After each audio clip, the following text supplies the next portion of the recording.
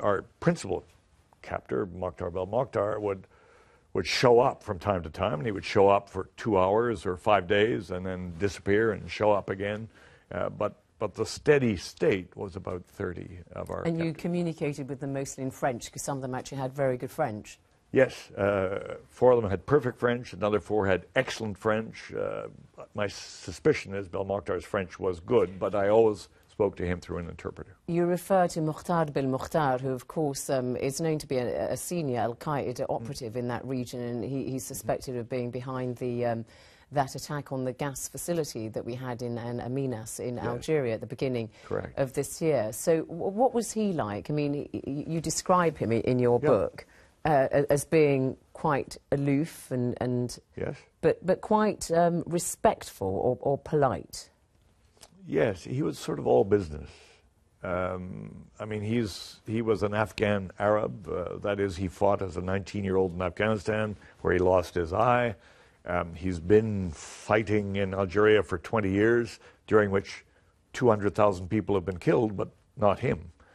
He's very careful. Yes, he takes full credit for the In Animas attack, which killed 37 foreigners and 29 of his jihadis, including 2 Canadians. But he wasn't there. He didn't survive 20 years in this by being there for such things.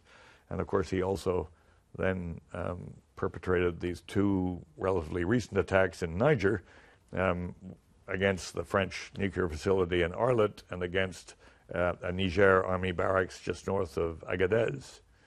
He's a very serious player. There's no doubt in my mind that he believes in jihad.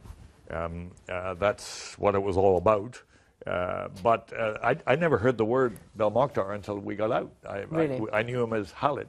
You say that's what he was all about, but you know that he also has this nickname, Mr. Marlborough. I do. Because he's a big cigarette smuggler.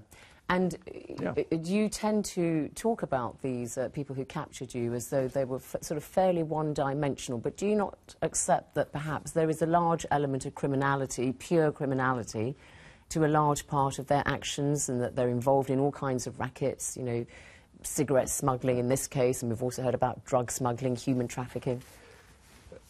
Zainab, you're absolutely right. So the issue is, among securocrats, are they hoods or are they Robin Hoods?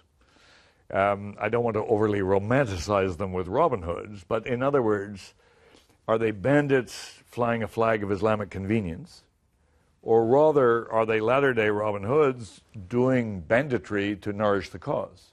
And I have absolutely no doubt it's the second. Yes, he's called Mr. Marlborough. I believe absolutely that from the arms trade, the people trade, the cigarette trade, the drug trade, all the illegal movement across the Sahara, they get some. They tax it. They charge a toll.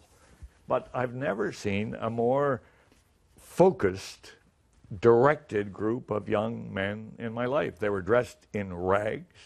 They tended their weapons very carefully. They didn't want any of the stuff that young guys want in our society, MP3 players, cool sunglasses. They would sit in the sun chanting Quranic surah, waiting to get to paradise.